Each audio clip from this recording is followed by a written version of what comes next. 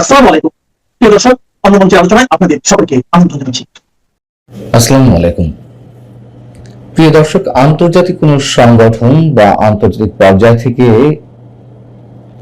যখন কিনা আমাদের খোদ প্রধানমন্ত্রীকে কটাক্ষ করা হয়, নিশ্চয়ই এটি আমাদের জন্য সুখকর কিছু নয়। কিন্তু প্রশ্ন হচ্ছে যে মাত্র 6 মাসের মাথায় আন্তর্জাতিক কোন সংগঠন কেন প্রধানমন্ত্রীকে কটাক্ষের সুরে কথা বলছে এবং এর পেছনে যুক্তিও বা কতটা। আন্তর্জাতিক মানবাধিকার সংগঠন হিউম্যান রাইটস ওয়াচ HRW তারা সোমবারই একটি স্টেটমেন্ট দিয়েছে, বিবৃতি দিয়েছে যথেষ্ট উদ্বেগ উৎকণ্ঠার সঙ্গে বাংলাদেশ প্রসঙ্গে, যেখানে বলা হচ্ছে যে হাসিনা সরকারের আমলে সংঘটিত গুরুতর মানবাধিকার লঙ্ঘনের ঘটনায় হয়তো কোনো কোনো কর্মকর্তা জড়িত থাকতে পারেন। মানে শেখ হাসিনা সরকারের সময় অনেক ধরনের গুম খুনের অভিযোগ ছিল এবং তার সঙ্গে সরকারি কর্মকর্তাদের সংশ্লিষ্টতার অভিযোগ রয়েছে।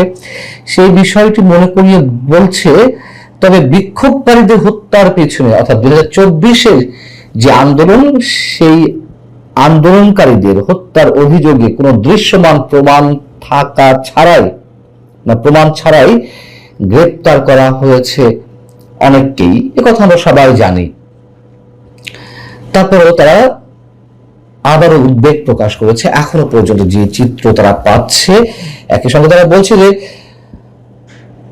প্রধানমন্ত্রী হিসেবে তারেক রহমান দায়িত্ব গ্রহণের পর থেকে কারাগারের মধ্যেই অন্তত 10 জন আওয়ামী লীগের নেতা কর্মীর মৃত্যু হয়েছে, যাদের অধিকাংশের বিরুদ্ধেই কোনো ধরনের অপরাধের অভিযোগ ছিল না। এবং ক্ষমতা থেকে শেখ হাসিনা সরে দাঁড়াতে বাধ্য হওয়ার পর পুলিশ তার দলের হাজার হাজার কর্মকর্তা কর্মী ও সমর্থককে আটক করে। এদের মধ্যে শত শত ব্যক্তি কোনো সুনির্দিষ্ট অভিযোগে ছাড়াই কারাগারে বন্দী রয়েছে। এখানে আমার একটু দ্বিমত রয়েছে। হিউম্যান রাইটস ওয়াচ যে বলছে শত শত নেতা কর্মী বা শত শত ব্যক্তির বিরুদ্ধে সুনির্দিষ্ট কোনো অভিযোগ নেই, আমি বলবো হাজার হাজার, যার মধ্যে একেবারে অসহায় মানুষ রয়েছে যারা কোনো ধরনের রাজনীতির সঙ্গে সম্পৃক্ত নয়, আওয়ামী লীগ তো দূরের কথা। হিউম্যান রাইটসের এশিয়া বিষয়ক পরিচালক অ্যালাইন পিয়ারসন তিনি স্টেটমেন্টে বলছেন, এক সরকারের পর আর এক সরকারের আমলে, অর্থাৎ ডক্টর ইউনূস সরকার চলে গেছে, আবার যে নতুন নির্বাচিত সরকার এসেছে সেই সরকারের আমলে কোন প্রমাণ বা যথাযথ আইনি প্রক্রিয়া ছাড়াই কারাগারে আটক রাখা হয়েছে। এখানে এসে মূল বক্তব্য যেটি আমি প্রথমেই শুরু করেছিলাম, যে কিভাবে একটি আন্তর্জাতিক মানবাধিকার সংগঠন আমাদের প্রধানমন্ত্রীকে কটাক্ষ করছে। বলা হচ্ছে যে প্রধানমন্ত্রী তারেক রহমান সরকার সংস্কারের প্রতিশ্রুতি দিয়েছে, আর সেই প্রক্রিয়ায় প্রথম পদক্ষেপ হিসেবে রাজনৈতিক প্রতিপক্ষদের দীর্ঘমেয়াদী ও খেয়াল খুশি মতো আটকে রাখার এই চর্চা তার বন্ধ রাখা উচিত। অবশ্যই বিষয়টি আমাদের জন্য অবমাননাকর এবং প্রধানমন্ত্রী যে প্রতিশ্রুতিগুলো দিয়েছিলেন তার সাথে বাস্তবে কোন ধরনের মিল না থাকায় একই সঙ্গে আমরা অবশ্যই হতাশ। প্রধানমন্ত্রী তারেক রহমান শপথ নেওয়ার পরপরই বা তার আগে থেকে তিনি বলে আসছিলেন যে তিনি প্রতিহিংসার রাজনীতি করবেন না, প্রতিহিংসার রাজনীতি বাংলাদেশে আর করতে দেওয়া হবে না। তিনি বলেছিলেন যে আইনের শাসন প্রতিষ্ঠা করা হবে সব ক্ষেত্রে এবং সবার আগে বাংলাদেশ স্লোগান তুলেছিলেন। এর কোনোটিই কি আমরা দেখছি আন্তর্জাতিক ক্ষেত্রে, পররাষ্ট্রনীতির ক্ষেত্রে কাদেরকে প্রায়োরিটি দেওয়া হচ্ছে, বাংলাদেশের স্বার্থ কতটা প্রাধান্য দেওয়া হচ্ছে, প্রতিহিংসা রাজনীতি থেকে কতটুকু দূরে থাকছে বিএনপি সরকার, আর আইনের শাসন, বিচার, আদালতের কথা এগুলো নতুন করে নাই বলি। এর কোনোটাই আমরা নিঃসন্দেহে কোনোটাই তার প্রতিশ্রুতি অনুযায়ী বাস্তবে কিছুই দেখছি না। এবং সেই প্রশ্ন থেকে সম্ভবত খোদ হিউম্যান রাইটস ওয়াচের মতো আন্তর্জাতিক মানবাধিকার সংগঠন প্রধানমন্ত্রীকে বিষয়গুলো মনে করিয়ে দিচ্ছে। এবং এর থেকেই প্রমাণ হয় যে বাংলাদেশে মাত্র 6 মাসের বয়সী যে সরকার, সেই সরকার এর মধ্যে আন্তর্জাতিক অঙ্গনে কতটা প্রশ্নবিদ্ধ হয়েছে। হিউম্যান রাইটস ওয়াচ তাদের স্টেটমেন্টে বলছে, কোন সুনির্দিষ্ট অভিযোগ ছাড়াই যাদের আটক করা হয়েছে, হাসিনা প্রশাসনের সমর্থক থেকে শুরু করে অন্যান্য সাবেক আইন প্রণেতা অর্থাৎ সাবেক সংসদ সদস্য এবং আওয়ামী লীগ সরকারের সমর্থক, বিভিন্ন কর্মী, কর্মকর্তা, সাংবাদিক রয়েছে তাদের মধ্যে। অন্যদিকে তারা কথাও বলছে যে নিরাপত্তা বাহিনীর সদস্য সহ অন্যদের বিরুদ্ধে যে বিচার বহির্ভূত হত্যাকাণ্ড, নির্যাতন ও গুমের মতো গুরুতর আন্তর্জাতিক অপরাধের অভিযোগ রয়েছে, সেখানেও বা কতটুকু এগুলো প্রমাণ সাপেক্ষে হাজির করা হচ্ছে বা তাদেরকে কতটা আইনি প্রক্রিয়ার মধ্য দিয়ে আটক রাখা হচ্ছে। আমরা তো বারবার কথা বলে আসছি, বারবার যাদের বিরুদ্ধে অভিযোগ রয়েছে এমন না যে আওয়ামী লীগের সবাই কর্মী, সমর্থক বা সেই সময় আইন শৃঙ্খলা রক্ষাকারী বাহিনীর সব সদস্য একেবারে নিরাপরাধ ধোয়া তুলসী পাতা, নিশ্চয়ই আমরা সে কথা বলছি না। অনেকের বিরুদ্ধে অভিযোগ রয়েছে, হয়তো বাস্তবতাও রয়েছে, কিন্তু প্রকৃত অপরাধীদের বিচার হোক, সেটি না করে মাসের পর মাস, বছর পর বছর আদালতে আটকে রাখা হচ্ছে। এবং হিউম্যান রাইটস ওয়াচ মনে করিয়ে দিচ্ছে যে আন্তর্জাতিক অপরাধ ট্রাইব্যুনালের নিয়ম অনুযায়ী আমাদের যে অপরাধ ট্রাইব্যুনাল, সেটিতে লিখিতভাবে উল্লেখ করা রয়েছে যে ব্যতিক্রমী পরিস্থিতি ছাড়া কোনো ব্যক্তিকে অভিযোগ গঠন ছাড়াই 1 বছরের বেশি সময় ধরে আটকে রাখা যায় না। অথচ এই ট্রাইব্যুনালের বিভিন্ন মামলায় 160 জনের বেশি ব্যক্তিকে আটক করে রাখা হয়েছে, যাদের কারণে জামিন হচ্ছে না। আর জামিন না মঞ্জুর হলে, মানে এই ট্রাইব্যুনালে যদি জামিন না মঞ্জুর হয়, তাহলে সেটার বিরুদ্ধে যে আপিল করার সুযোগ রয়েছে উচ্চ আদালতে, সেটিও নেই। এটি তো শুধুমাত্র আন্তর্জাতিক অপরাধ ট্রাইব্যুনালের কথা বলা হচ্ছে। আর আমাদের সাধারণ যে উচ্চ আদালত, হাইকোর্ট বা সুপ্রিম কোর্ট বা নিম্ন আদালত, যাই না কেন, এইসব জায়গা থেকে সাবেক বিচারপতি খায়রুল হক, সাবেক জ্বালানি উপদেষ্টা তৌফিকি ইলাহি চৌধুরী, লেখক সাংবাদিক শাহরিয়ার কবিরের মতো মানুষদের উদাহরণ টেনে বলা হচ্ছে যে তারা কতটা নির্দয় অবস্থায় রয়েছে কারাগারে, চিকিৎসার সুযোগ সুবিধা পাচ্ছে না, শারীরিক অসুস্থতায় তারা দিনে দিনে নুজ্জ হয়ে পড়ছেন। বলা হচ্ছে যে আওয়ামী লীগের সাবেক মন্ত্রী, সাবেক সংসদ সদস্য 85 বছর বয়সী রমেশ চন্দ্র সেনকে আটক করা হয় 2004 সালের 3রা আগস্ট এবং 2026 সালের 7 ফেব্রুয়ারি তার মৃত্যুর আগ পর্যন্ত তিনি কারাগারেই ছিলেন। এবং তার পরিবারের পক্ষ থেকে অভিযোগ জানানো হয়েছে যে তাকে যথাযথ ওষুধ দেওয়া হয়নি, চিকিৎসা দেওয়া হয়নি, জামিন তো হয়নি। একই সঙ্গে তারা আওয়ামী লীগের অন্যান্য নেতাদের বিষয় এখানে টেনে নিয়ে আসছে এবং যারা এই মুহূর্তে আদালতে রয়েছেন, সাধারণ নেতাকর্মী সহ আরো অনেকে, অসহায় সাধারণ মানুষ, প্রশাসনের বিভিন্ন কর্মকর্তা, তাদের যারা আইনজীবী, তারা এখন তাদের মক্কেলদের পরামর্শ দিচ্ছে যে এই মুহূর্তে জামিন হওয়ার আর দরকার নেই। তখন জামিন হলেই পুলিশ নতুন নতুন মামলায় আটক দেখাচ্ছে, শোন অ্যারেস্ট দেখাচ্ছে, পেন্ডিং মামলায় জড়িয়ে দেওয়া হচ্ছে। এবং এই কথা তো আমি গত 1 বছর ধরে বলে আসছি। যেহেতু এসেছি কারাগারের মধ্যে, কি অবস্থা, কতটা অসহায় মানবতার জীবনযাপন করছে। হিউম্যান রাইটস ওয়াচ সবশেষে বলছে যে বাংলাদেশ সরকারের উচিত তাদের তত্ত্বাবধানে কারাগারে সংঘটিত সব মৃত্যুর ঘটনায় নিরপেক্ষ তদন্তের নির্দেশ দেওয়া এবং কোনো অভিযোগ ছাড়াই দীর্ঘ সময় ধরে মানুষকে খেয়াল খুশি মতো আটকে রাখার চর্চা বন্ধ করা হোক। আমরা জানি না যে হিউম্যান রাইটস ওয়াচের মতন আরো অনেক সংগঠন, অ্যামনেস্টি ইন্টারন্যাশনাল এর আগে দফায় দফায় বিবৃতি দিয়েছে, আন্তর্জাতিক অঙ্গনে প্রশ্ন উঠছে, সেমিনার সিম্পোজিয়াম হচ্ছে দেশের বাইরে বিভিন্ন স্থানে, কিন্তু আমরা তার কোনো গুরুত্ব সরকারের পক্ষ থেকে দেখছি না। নিঃসন্দেহে সরকার যা করা করেই যাচ্ছে, যেমন এই পরিণতি কি।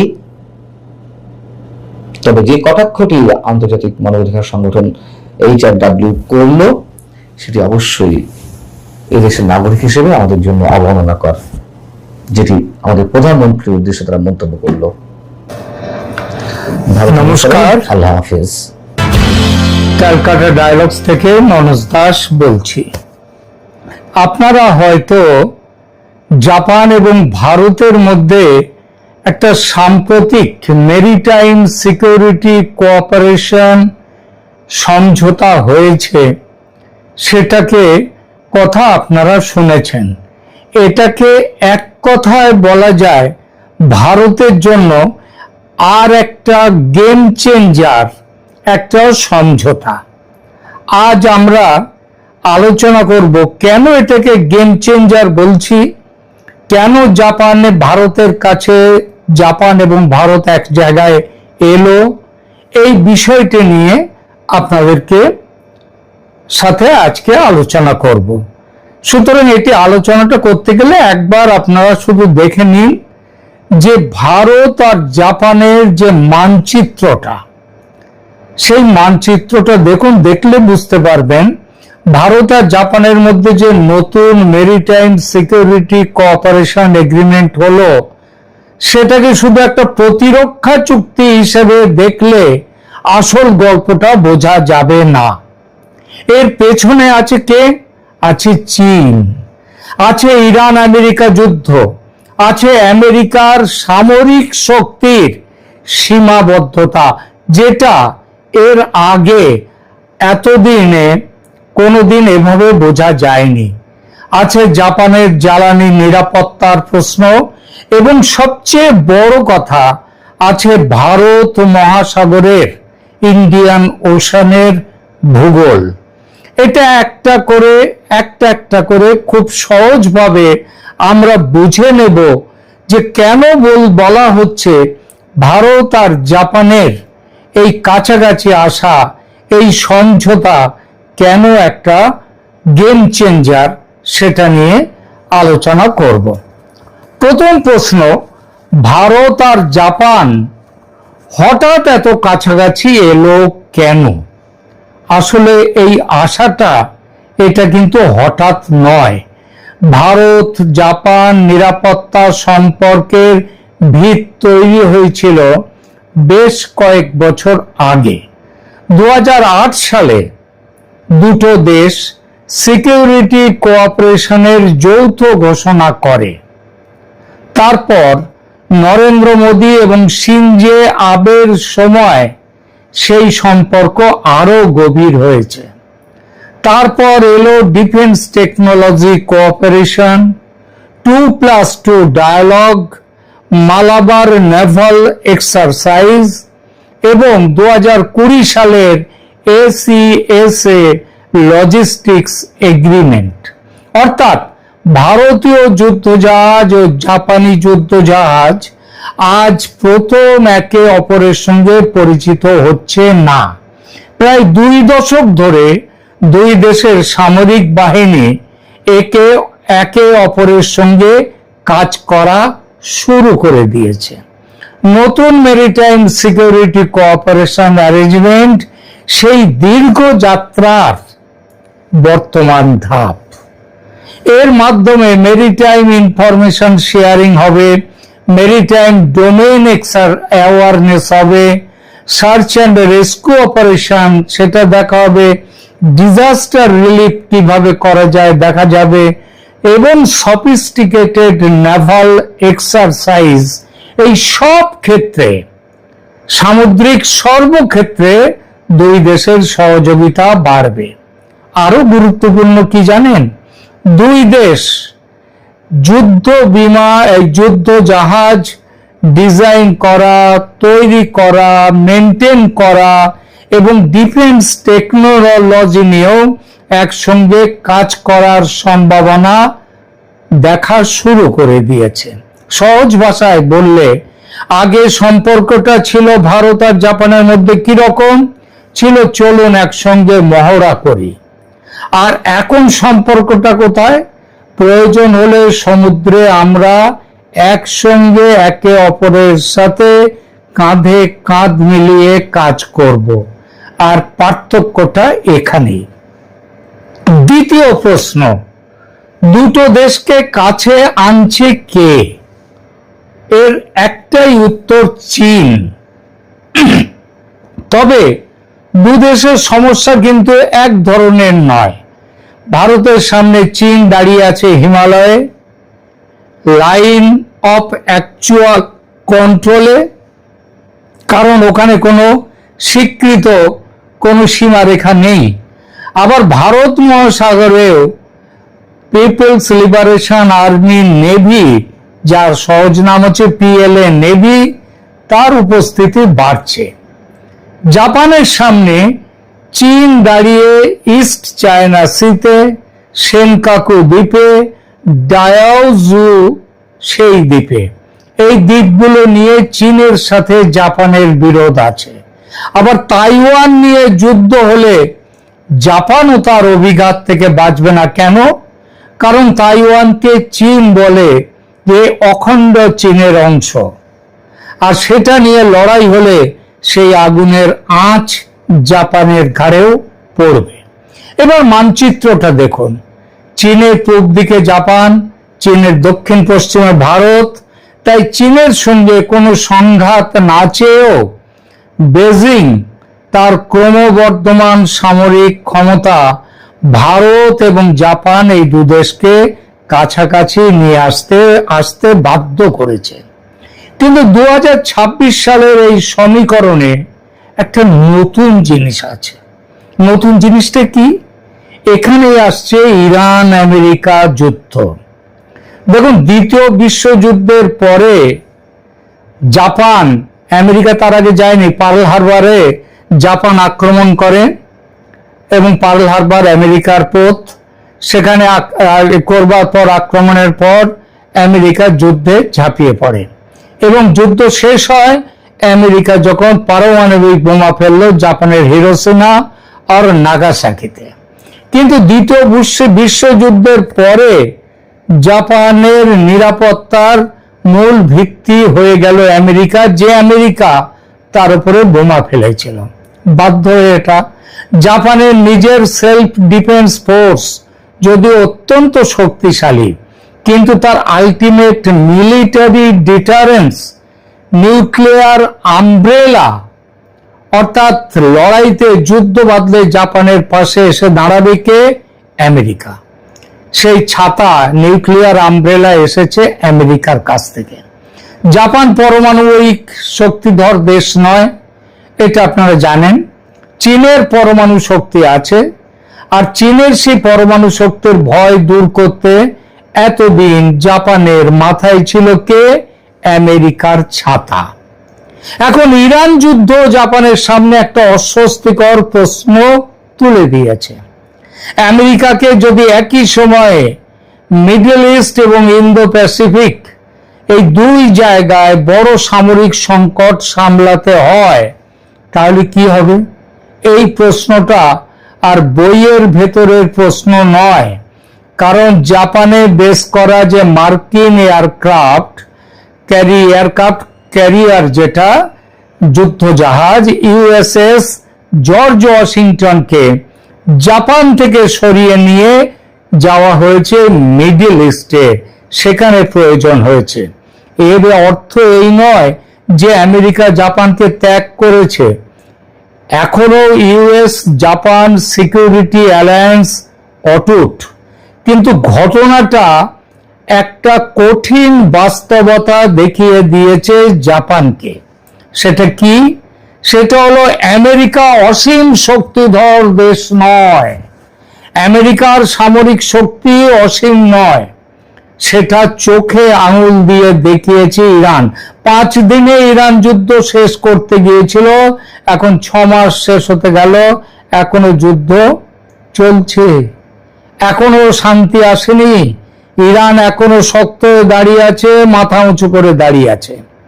তো আমেরিকার একটা এয়ারফোর্স এয়ারক্রাফট ক্যারিয়ার যদি মিডল ইস্টে যায়, সেই ক্যারিয়ার একই সময় তো জাপানের পাশে ওয়েস্টার্ন প্যাসিফিকে থাকতে পারে না। এটা মিলিটারি ওভারস্ট্রেচ হতেই পারে না। আর টোকিওর উদ্বেগটা এখানেই। এবার জাপানের জায়গায় আপনি নিজেকে একবার বসান। আপনার পশ্চিম দিকে রাশিয়া, পাশে নর্থ কোরিয়া, সামনে চায়না, তাইওয়ান নিয়ে যুদ্ধের সম্ভাবনা উড়িয়ে দেওয়া যাচ্ছে না। আর জাপানিদের ওপর চীনের তো একটা ভয়ঙ্কর রাগ রয়েছে, সেই পুরনো রাগ। দ্বিতীয় বিশ্বযুদ্ধেও চীনকে জাপান প্রায় ধ্বংস করে ফেলেছিল। তাহলে জাপানের ভয়ের সম্যক কারণ আছে। অথচ আপনার জাপানের সবচেয়ে বড় নিরাপত্তা যে দেশ দেয়, সেই আমেরিকার সামরিক সম্পদের একটা অংশ চলে যাচ্ছে মিডল ইস্টে। তাহলে জাপান কি করবে? আমেরিকার সঙ্গে সম্পর্ক ভেঙে দেবে? না, একদমই না। বরং বলবে আমেরিকা আমার প্রধান বন্ধু থাকবে, কিন্তু আমার আরো আরেকজন শক্তিশালী বন্ধু দরকার। আর সেই জায়গাতেই ভারত ক্রমশ গুরুত্বপূর্ণ হয়ে উঠছে। কিন্তু ভারত কেন গুরুত্বপূর্ণ? এখানেও সবচেয়ে আকর্ষণীয় বিষয় হলো ভূগোল। জাপান পৃথিবীর অন্যতম বৃহৎ অর্থনীতি, কিন্তু নিজের প্রয়োজনের যে বিপুল পরিমাণ এনার্জি, জ্বালানি, তাকে কিন্তু বাইরে থেকে আনতে হয়। মিডল ইস্ট থেকে তেল ও এলএনজি আসবে কোন পথে? পার্সিয়ান গালফ থেকে বেরোবে, হরমুজ পার হবে, অ্যারাবিয়ান সি ও ইন্ডিয়ান ওশান দিয়ে সেই জাহাজ যাবে, তারপর মালাক্কা স্ট্রেট।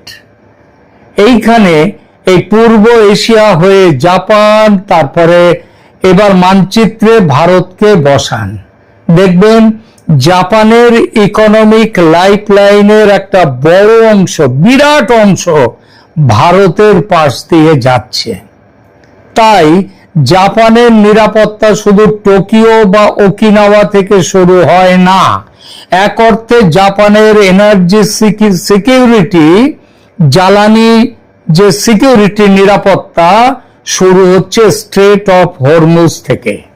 আর হরমুজ থেকে মালাক্কা পর্যন্ত যে বিশাল সমুদ্রপথ, সেই সমুদ্রপথে ইন্ডিয়া হলো একটি প্রধান মেরিটাইম পাওয়ার। ইরান যুদ্ধ এই সত্যটা আরো স্পষ্ট করে দিয়েছে। এবার আসুন আন্দামান নিকোবরের কথায়। ভারতের হাতে এমন একটা জিওগ্রাফিক অ্যাসেট আছে, যার মূল্য ডলার দিয়ে, টাকা দিয়ে, সোনা দিয়ে, কিছু দিয়ে মাপা কঠিন। আন্দামান অ্যান্ড নিকোবর আইল্যান্ডস বিশ্ব বাণিজ্যের অন্যতম গুরুত্বপূর্ণ চোখ পয়েন্ট হলো মালাক্কা স্ট্রেট, আর তার পশ্চিমের প্রবেশপথের খুব কাছেই ভারতের আন্দামান নিকোবর, অর্থাৎ ইন্ডিয়ান ওশান। ভারত মহাসাগর থেকে সাউথ চায়না সির দিকে কোন জাহাজ যাচ্ছে, কি রকম নেভাল মুভমেন্ট হচ্ছে, সেটা পর্যবেক্ষণের ক্ষেত্রে ভারতের বিরাট জিওগ্রাফিক অ্যাডভান্টেজ রয়েছে। চীনের ক্ষেত্রেও মালাক্কা অত্যন্ত গুরুত্বপূর্ণ। চীনের বিপুল এনার্জি ইম্পোর্ট এই পথের উপর নির্ভরশীল। এ কারণেই স্ট্র্যাটেজিক লিটারেচারে আমরা মালাক্কা ডিলেমা কথাটা শুনি। এখন বুঝতে পারছেন তো জাপান কেন ইন্ডিয়াকে শুধু একটা বন্ধু দেশ হিসেবে দেখছে না। ইন্ডিয়া হলো তার সি লেন, সমুদ্র পথের সিকিউরিটি পার্টনার। নতুন চুক্তিটা যেটা তাহলে ভারত আর জাপানের মধ্যে হলো, সেটা কতটা গুরুত্বপূর্ণ? আমি 5টা কথায় এর বিবরণ দেব। 1, ইনফরমেশন। সমুদ্রে কে কোথায় যাচ্ছে, সাসপিশিয়াস ভেসেল কোথায় আছে, সাবমেরিন অ্যাক্টিভিটি কোথায় কি হচ্ছে, মেরিটাইম ডোমেইন অ্যাওয়ারনেসের সহযোগিতা বাড়বে দুই দেশের। দ্বিতীয়ত, ইন্টার অপারেবিলিটি, দুই নৌবাহিনী আরো সফিস্টিকেটেড এক্সারসাইজ করবে, অর্থাৎ যুদ্ধ না করেও একে অপরের সঙ্গে কাজ করার অভ্যাস তৈরি করবে। 3 নম্বর, লজিস্টিক্স এবং মেইনটেন্যান্স, জাহাজের রিপেয়ার, সার্ভিসিং এবং নেভাল এমআরওতে সহযোগিতা বাড়তে পারে। 4, টেকনোলজি, জাপানের অত্যন্ত অ্যাডভান্সড ডিফেন্স টেকনোলজি এবং ইন্ডিয়ার ম্যানুফ্যাকচারিং ক্যাপাসিটি, এখানে যে বিরাট জনসংখ্যা এবং তাদের শিক্ষিত জনসংখ্যা, সেইটা দুই দেশকে কাছাকাছি আইনে দিয়েছে। এর সাথে ইউনিকর্ন নেভাল কমিউনিকেশন সিস্টেম, এটা একটা বিরাট জিনিস, সেই বৃহত্তর সহযোগিতার একটা গুরুত্বপূর্ণ উদাহরণ। 5 নম্বর, শিপ বিল্ডিং, ভবিষ্যতে যুদ্ধ জাহাজের ডিজাইন এবং কনস্ট্রাকশনে ভারত জাপান যৌথভাবে কাজ করবে এবং এটা করতে পারলে সম্পর্কটা শুধু নেভাল ফ্রেন্ডশিপ থাকবে না, সেটি হয়ে উঠবে ডিফেন্স ইন্ডাস্ট্রিয়াল পার্টনারশিপ। তাহলে কি জাপান আমেরিকাকে ছেড়ে ভারতের দিকে চলে আসছে? একেবারেই নয়, এই ভুলটা করবেন না কেউ, এটা ভাববেনও না। আমেরিকা এখনো জাপানের প্রধান মিলিটারি সাহায্যকারী শক্তি, অ্যালি, সহযোগী। ভারত আমেরিকার জায়গা নেবে না, পরিবর্তনটা অন্য জায়গায়। আগে জাপানের সিকিউরিটি ইকুয়েশন অনেকটা ছিল জাপান প্লাস আমেরিকা, এটাই ছিল জাপানের সিকিউরিটি। এখন কোথায় দাঁড়ালো? এখন সেটা দাঁড়াচ্ছে Japan plus America plus India plus Australia, মানে কোয়াড। অর্থাৎ একটা দেশের ওপর সম্পূর্ণ নির্ভরতার বদলে তৈরি হচ্ছে একটা নেটওয়ার্ক, সেই নেটওয়ার্কের মধ্যে সিকিউরিটি আর্কিটেকচার। কোয়াডকে এই জায়গা থেকেই বুঝতে হবে, কোয়াড ন্যাটো নয়। ইন্ডিয়াও কোনো ন্যাটো ধাঁচের মিলিটারি অ্যালায়েন্সে যাবে না, যেতে চাইবে না। ইন্ডিয়া এক হাতে রাখবে আমেরিকাকে, আবার এক হাতে রাখবে রাশিয়াকে। কিন্তু আমেরিকা, জাপান, ইন্ডিয়া এবং অস্ট্রেলিয়া যদি আলাদা আলাদা defence agreement, logistics arrangement, Naval exercise এবং ইন্টেলিজেন্স কোঅপারেশন, গোয়েন্দা তথ্য আদান প্রদান বাড়াতে থাকে, তাহলে একটা সিকিউরিটি নেটওয়ার্ক নিজে থেকেই তৈরি হয়ে যাবে। এবার উল্টো দিকটা দেখুন, ভারতের লাভটা কি?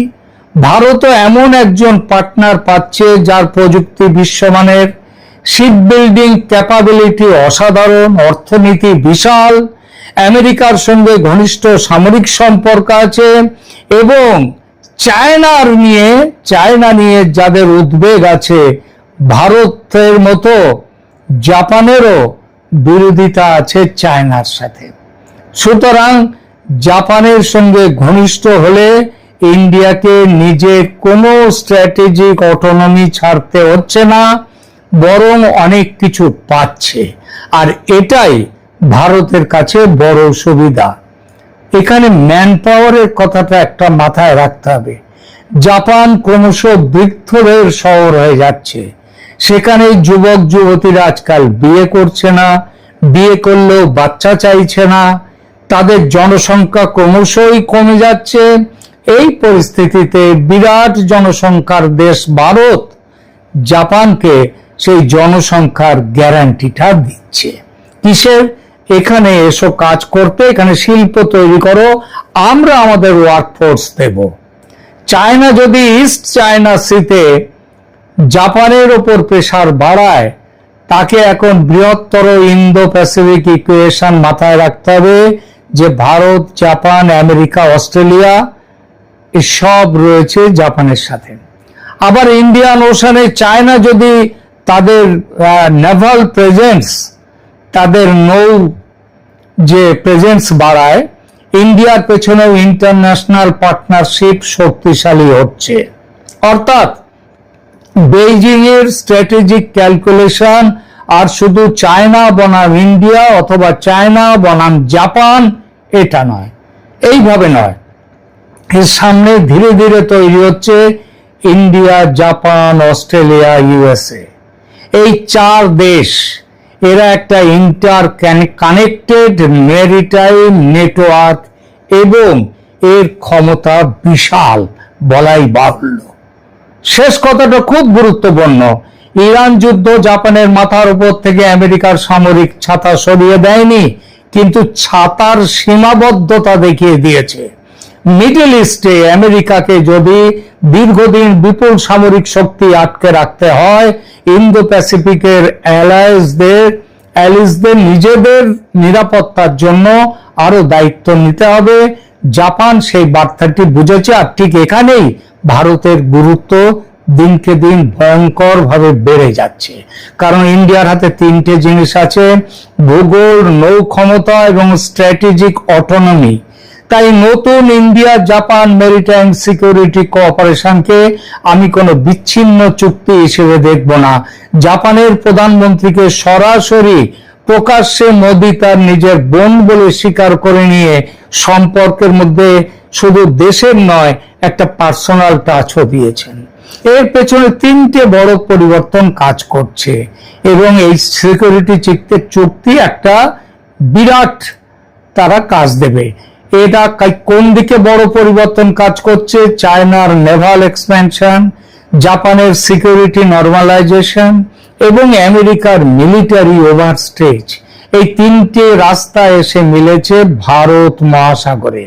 আর সেই কারণে আজকের মূল কথাটা মনে রাখুন, জাপান আমেরিকাকে ছেড়ে ভারতের কাছে আসছে না, বরং ইরান যুদ্ধ জাপানকে বুঝিয়ে দিয়েছে শুধু আমেরিকার উপর নির্ভর করলে চলবে না। আর ইন্দো প্যাসিফিকের দ্বিতীয় শক্তিশালী স্তম্ভ খুঁজতে গেলে সেরকম দেশ আর একটাই আছে, তার নাম ভারত। আজকের ইন্ডিয়া জাপান সমঝোতার আসল ভূ রাজনৈতিক গুরুত্ব এখানেই, এবং সম্ভবত আমরা একটা চুক্তির জন্ম দেখছি না, আমরা দেখছি ইন্দো প্যাসিফিকে এক নতুন শক্তি সাম্যের জন্ম, একটা বড় শক্তির উদ্ভব। সেই শক্তিটা হচ্ছে জাপান ভারত সংযোগ। এখনকার মতো এখানেই রাখছি, ভালো থাকবেন, আর অবশ্যই কমেন্ট করুন, লাইক দিন, শেয়ার করুন এবং চ্যানেল সাবস্ক্রাইব করে পাশে থাকুন। ধন্যবাদ।